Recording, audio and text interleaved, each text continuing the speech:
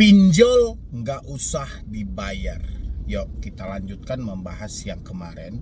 Kenapa Bang? Ini bukan soal kesalahan yang dilakukan oleh pinjol lagi, tapi ada beberapa hal yang mau saya sampaikan. Ini untuk part keduanya. Kemarin kita sudah sampaikan juga kenapa kita tidak usah bayar pinjol lagi. Itu sudah diterangkan. Apa risiko yang akan kita dapatkan juga sudah diterangkan. Jadi kalau teman-teman semuanya masih bingung, Anda boleh tonton lagi video yang kemarin. Dan sekarang kenapa pinjol itu nggak usah dibayar. Tapi sebelumnya Anda simain video ini sampai habis, dan jangan lupa juga untuk disupport dan dukung juga channel ini. Mudah-mudahan supportan dan dukungan Anda menjadikan channel ini makin berkembang lagi, dan saya makin semangat lagi memberikan motivasi dan edukasi. Dan yang mau bergabung di grup WhatsApp silahkan, nggak usah ragu-ragu juga. Atau Anda konsultasi langsung sama saya juga boleh. Klik gabung yang ada di bawah nama channel. Ya, nanti Anda bisa berkomunikasi langsung dengan saya dan kita berdiskusi mengenai masalah Anda yang ada. Silahkan. Pinjol nggak usah dibayar, ya. Pasti pertanyaan Anda kenapa? Kan kita sudah meminjam, Bang. Kita harus membalikin. Oke. Anda kan selama ini sudah berupaya untuk membalikannya. Apa yang terjadi? Selesai nggak utang-utang itu? Pinjam 1 juta, diterima 6.500.000, Anda harus balikkan 1.300.000. Ya, itu bunganya berapa itu? Berapa kali lipat? Hampir 100% bunganya. Mampu gak Anda di saat itu? Kan gak mampu. Bagaimana caranya Anda melunasi selama ini? Gali lubang, tutup lubang. Siapa yang disalahkan oleh OJK di tengah situasi hal yang seperti ini? Ketika Anda komplain kepada Otoritas Jasa Keuangan ataupun Asosiasi Fintech Pendanaan Bersama Indonesia, yang disalahkan adalah masyarakat Indonesia kurang teliti, ya, kurang pakai logika, meminjam sesuka hati tapi tidak mau bayar. Cuma itu yang bisa disampaikan OJK. Tanpa OJK cari tahu apa penyebabnya. Kenapa orang-orang bisa terjebak di dalam dunia yang seperti ini? Kenapa begitu banyak orang yang masuk ke dalam pinjaman online dan begitu banyak juga orang-orang yang tidak mampu lagi membalikannya?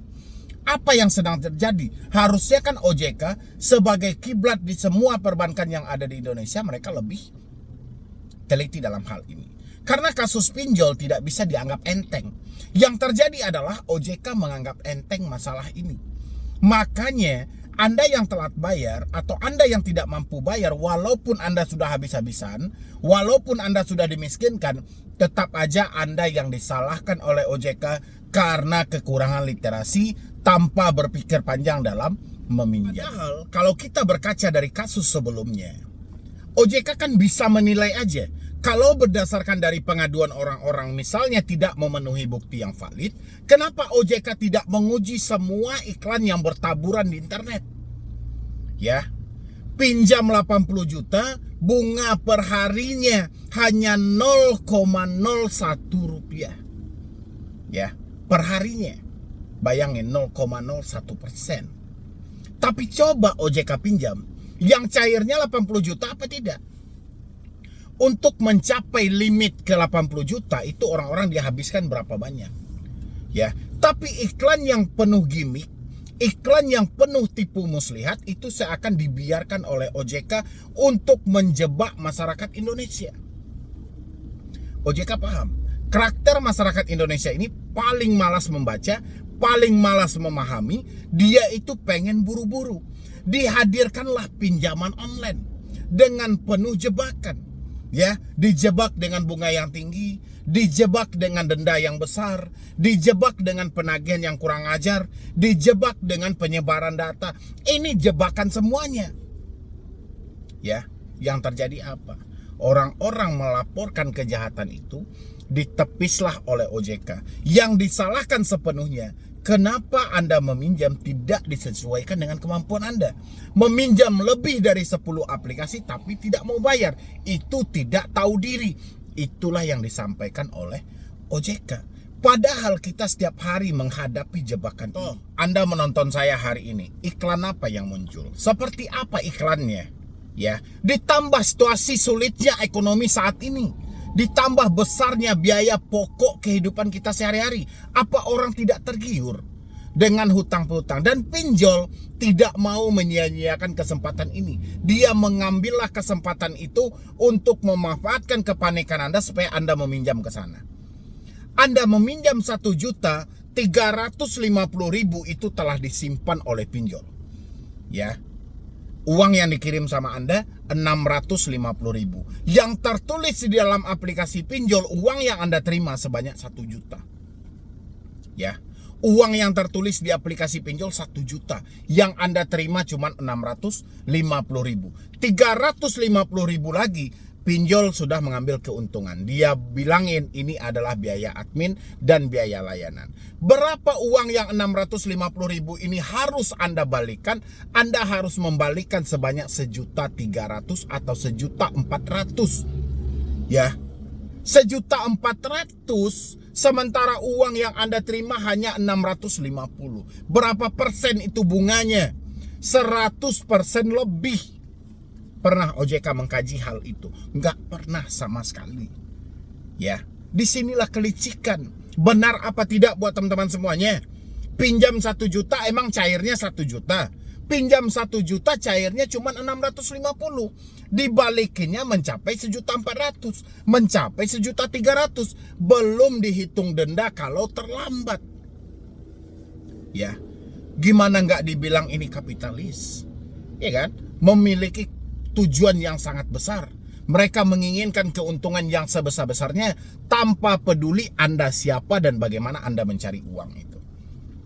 OJK pura-pura tidak tahu. OJK paham dalam ini. Saya nggak tahu apakah OJK numpang satu kaki di dalam ini atau bagaimana. Karena nggak ada pergerakan OJK sama sekali kalau sudah dihadapkan dengan pinjaman online. Makanya saya di sini selalu menghimbau teman-teman semuanya, ayolah akhiri ini semuanya. Kalau ini kita biarkan, yang terjadi kita hancur-hancuran. Kalau kita ikutin semuanya, ancaman, caci maki, hinaan, kita jadikan ini sebagai bahan untuk menakut-nakuti diri kita, yang terjadi adalah kita akan hidup dalam kesengsaraan. Tidak ada uang yang berlebih buat diri Anda. Uang hanya cukup untuk membayar hutang Anda, kadang pun itu masih kurang. Ya, Anda mau melapor. Melapor kemana? Kejahatan itu mau Anda laporkan kemana?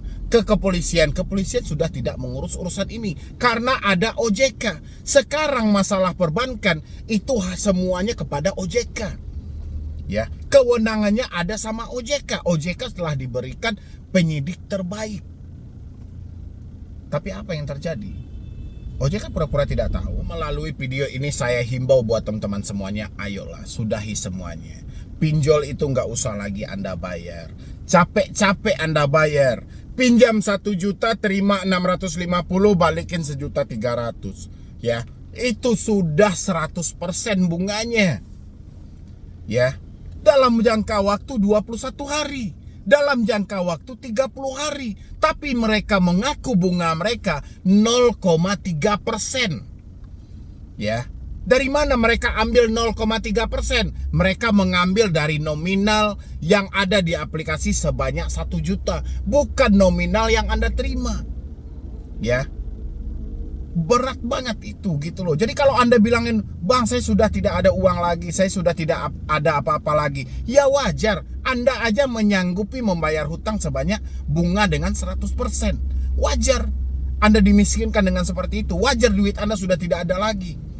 Ya, jadi apapun hari ini Anda terjebak di pinjol, itu tidak sepenuhnya kesalahan Anda, tapi tercipta juga kesalahan dari pinjolnya. Kenapa memberikan pinjaman? Ditambah lagi aturan OJK, satu orang cuma boleh meminjam 3 aplikasi. Yang terjadi apa? Banyak satu orang yang meminjam lebih dari 3 aplikasi. Berarti aturan OJK itu real cuma dianggap sampah oleh pinjol, tidak dipedulikan sama sekali. Ya, kayak mana itu mau membatasi? Kayak mana itu bisa kita pakai credit scoring kepada pinjaman online?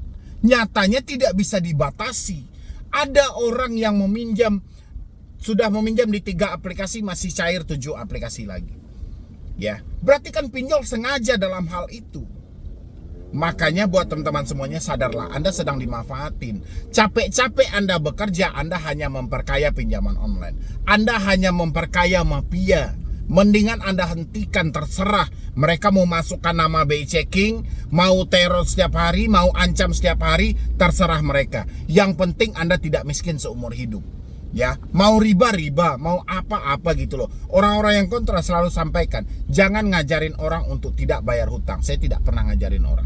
Tapi orang-orang sudah dihancurkan gara-gara hutang mereka. Saya hanya menghentikan jangan hancurnya terlalu jauh gitu loh. Ya, mudah-mudahan dari teman-teman semuanya ini bisa membuka pemikiran Anda kembali, karena tidak ada yang bisa Anda andalkan.